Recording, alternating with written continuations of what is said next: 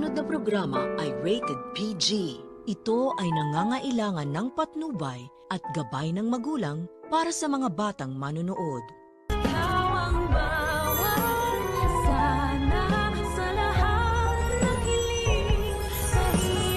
Hindi ko kayo ibubuto.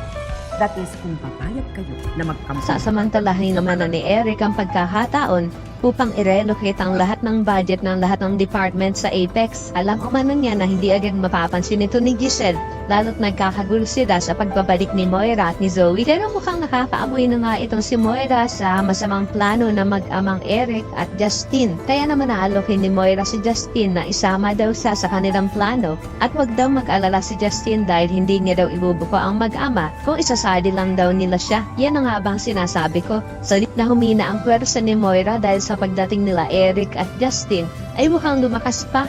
Samantala, tuluyan na nga matutukoy ng mga pulis kung kanino ang kotse na nakita ni Giselle na ginagamit ni Moira at nakita din nga ng mga pulis na papalabas sa hideout ni Balahadja. At ito'y walang iba nga kundi sa nag-iisang best friend ni Moira na walang iba kundi si Nerissa Sandoval. Kaya naman agad nang gagawa ang mga pulis na entrapment operation para agad na mahuli at mapaamin si Nerissa. Pero todo tanggi ang kaibigan ni Moira na wala daw siyang kasalanan at kinalaman sa kidnapping ni Lolo Pepe.